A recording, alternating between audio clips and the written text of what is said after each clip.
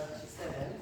Luke chapter 1 verse 37. Luke chapter 1 verse 37. Luke chapter 1 verse 37. With God, With God, nothing shall be impossible.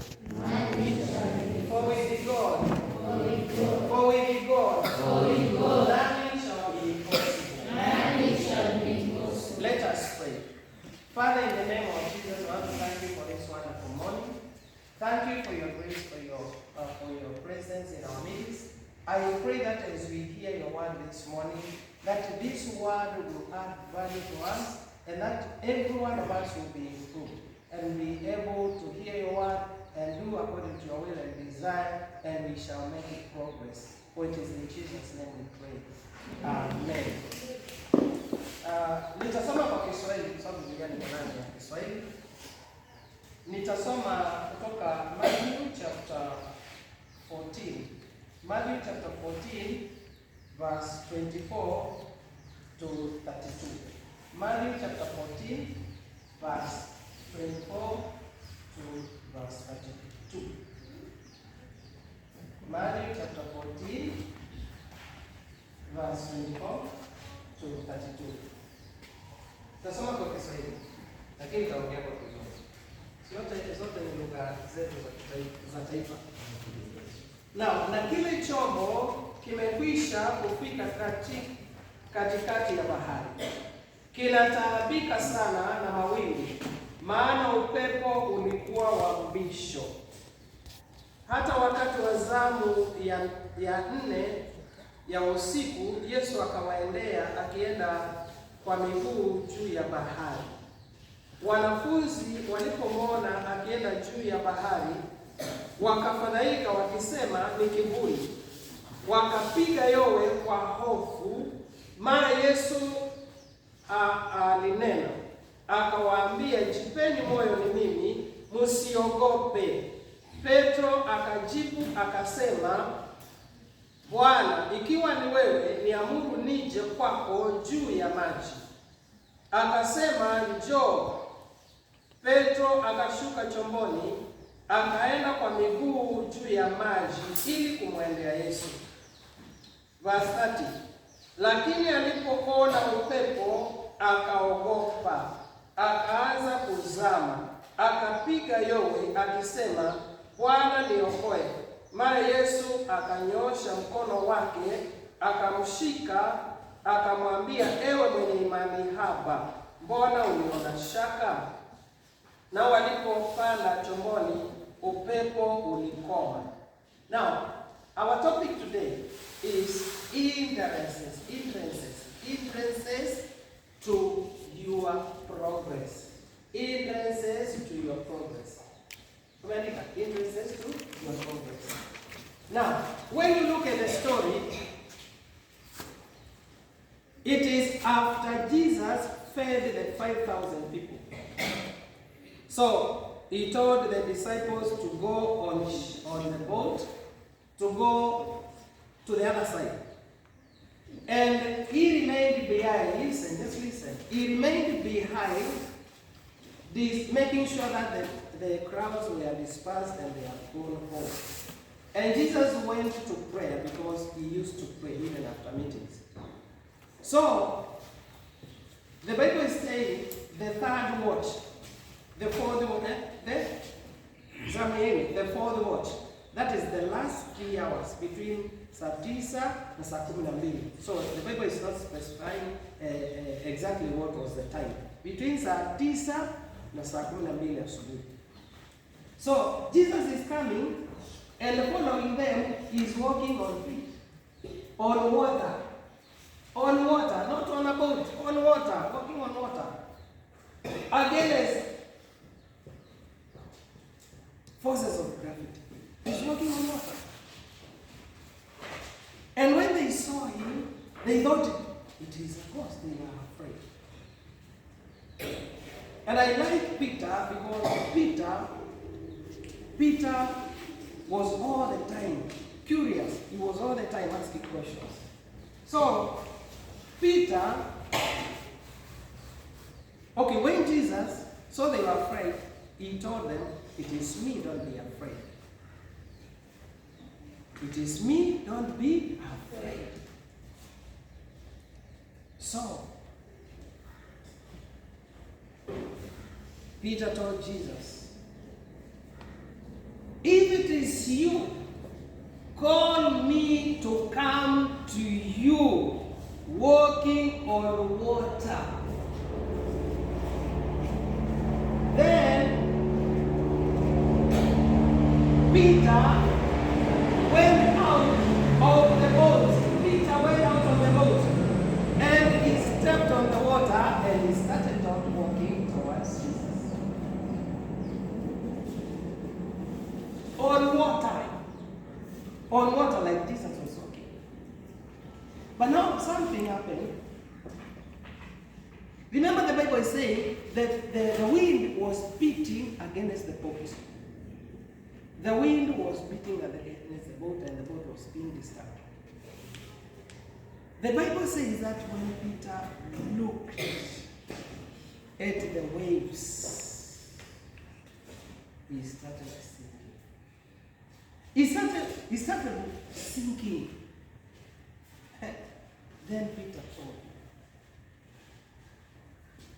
Okay, he started crying to Jesus.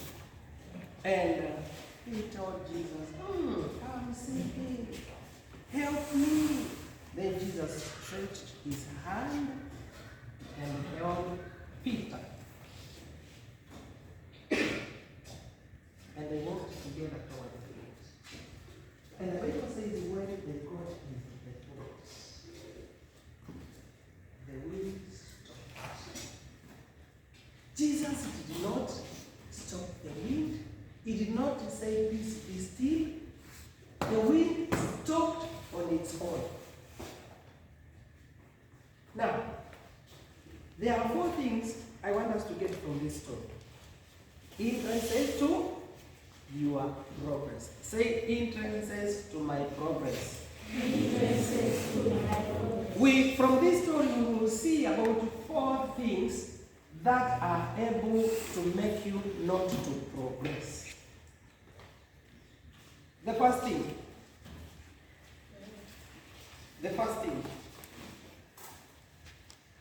from verse 30, the first thing, you see, yule anasema kwamba alipoona upepo, when he saw, I want us to put it this way so that you can get it. The first hindrance is when you concentrate on your challenge instead of concentrating on Jesus. When you concentrate on your challenge instead of concentrating on Jesus. That is the first one. Ni nini kilifanya Petero aanze kuzama? Alipoangalia upepo. And because he had experienced that kind of wind, when it blows, somebody has to sink. Lazima utazama leo. Kwa sababu bila upepo naona unavuma okay. He had experienced. So there are times you may be happy, you might have passed through some challenges, and you know the results of those challenges. Kwa mfano, kuna wakati unaweza kuona nyumbani kumekauka, ni kama unakaa hakuna pesa. Unaona sasa vile unakaa ni kama fees, school fees haitaweza. So today I have come to encourage somebody, don't focus on your challenge. Today I have come to talk to somebody to tell you, don't focus on your challenge. Focus on God. Focus on Jesus. Because Jesus is so knowing, He is so powerful, He is able. If He was able to walk on water after feeding 5,000, will He not be able to help you in your situation? So, influence number one is when you concentrate on the challenge instead of concentrating on Jesus. Challenge interest number 2. aliogopa. Interest number 2 is fear. Interest number 2 is fear. And somebody said that fear is faith in the negative. Fear is negative faith. Interest number 2 is fear. Fear. When you fear, you open a door to the devil. Fear. Fear. Fear. For example, an examination comes and you look even at the colors. And you're looking at a white page and today it is yellow. Si inaonekana haya maswali ni magumu. Tayari unaanza kuogopa na hata hujasoma. Tayari huo uoga unafanya systems zinaanza kuwork against you. Petero aliogopa. So, vile alivyoona mawimbi yanapiga kwa mbisho against the boat, akaogopa. Imagine nature started working against him. Yes, nature started working against him. Praise God. That is an internet. Let's give you that. Don't fear. Tell somebody don't fear. Because God has promised to be with you, to help you. And He has said that He will never leave you nor forsake you. It is His promise. Don't fear. Mwalimu usiogope.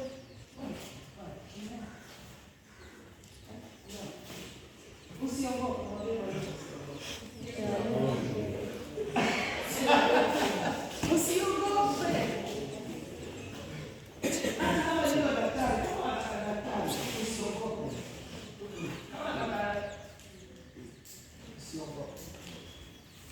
Sasa sikii kwa hiyo mwambie.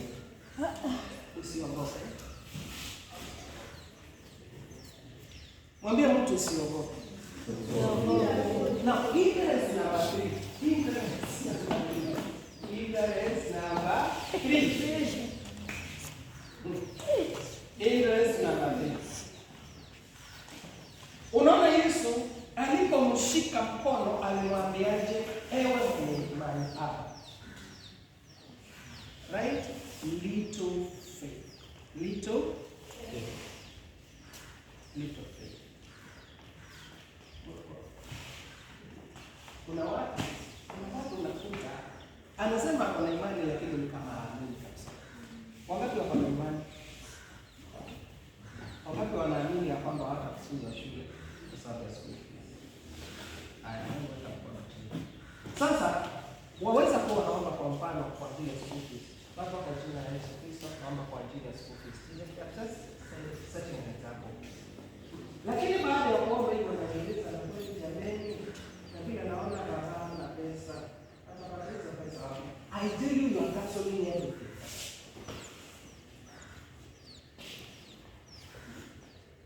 Wacha nielezee. Ukiomba kwa mfano kwa ajili ya school fees. Baba, kwa jina la Yesu Kristo naomba unisaidie nisifukuzwe shule na school fees yangu yote ilipwe. Ninakushukuru kwa sababu nasikia na upendo kwa jina la Yesu. Lakini ukianza kufikiria na kweli vile naona baba anafanya kazi vizuri. Sasa vizuri kwa nini msimamisho atapata pesa. Ukifanya hivyo, ukifikiria hivyo, ukiwaza hivyo, mawazo hayo maovu. Yes. Faith is what makes you to have what you are praying for. Don't doubt. So, Petero amekuwa imani yake ilipungua namna gani? Listen, imani ya Petero ilipungua namna gani alipoona hali ile. Akaogopa. So, wakati unapoona hali ni ngumu, unapaswa tu kusoma neno la Mungu, because the word of God says in Romans chapter 10 verse 17. Romans chapter 10 verse 17. Faith comes by hearing and hearing the word of God. If you are praying for anything, always ask yourself, Is there a word of God that is in line with what I'm praying for? For example, Psalms 24 mstari wa kwanza inasema dunia na vyote vijazavyo ni mali ya Bwana. Kumaanisha hata wale masponsa wako supposed kulipia school fees ni wa nani? Ni wa Mungu.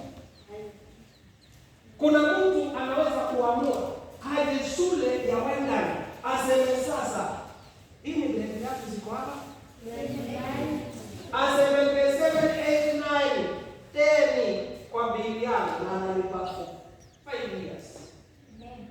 Kuna watu wana pesa kama vile wanaona. And they are looking for a place ambao wanaweza kupata hizo pesa.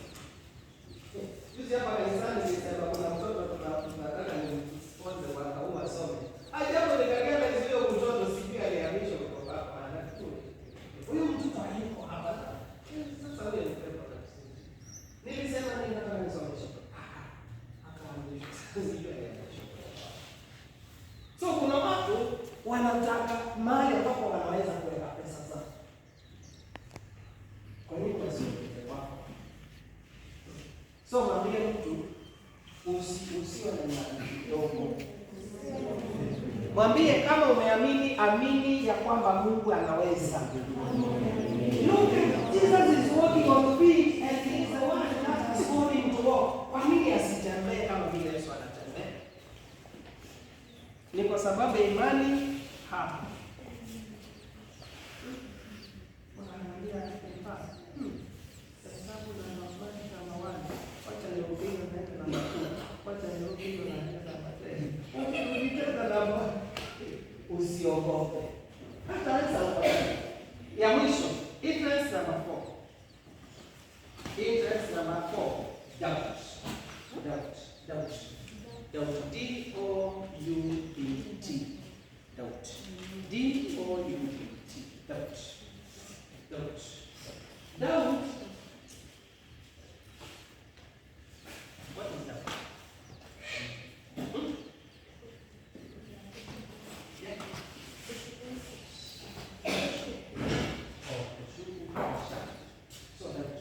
So don't doubt. Don't doubt.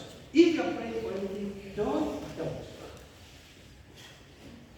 And imagine now when Jesus tells Peter to raise up his hands, they walked together on the na wanapokemea pepo, tuambie mtu wacha kuharibu wakati.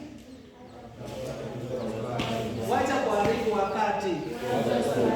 Unakemea mapepo ambayo hakuna. Wacha kuwa na shaka. Wacha kuwa na shaka. Kuwa na imani. Usiogope. Usiangalie changamoto. Muangalie Mungu. Kwa sababu hakuna lisilowezekana kwa Mungu. For there is nothing impossible to God. Even his school fees, it is not impossible. It is possible. And ni masomo wengine hawashiki. Kuna siku nyingine mlikuwa tunaongea sana mwingine. Yaani 2 + 2 is 2. Sawa. 2 + 4 10. Unaona sasa? Yaani ashiki anashangaa kwa nini anataka. So when you pray,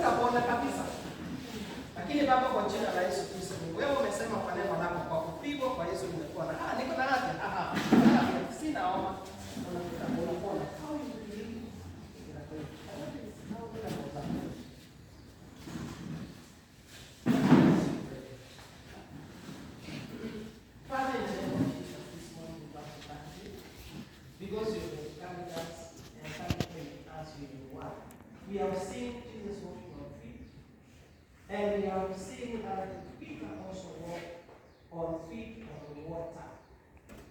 And when he was held his hand by Jesus, they walked together back to the boat. I pray that we hold our hands, that we shall make it by the end of every year.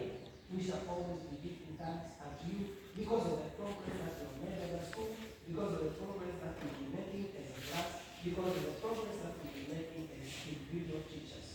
I thank you, Father, because you have spoken unto us, and we pray that we follow after your word, and that we will follow the word, fulfill it in our lives for your glory, that we will not fear and will not be deterred by any challenge, and we will have faith in you, because with you nothing is impossible.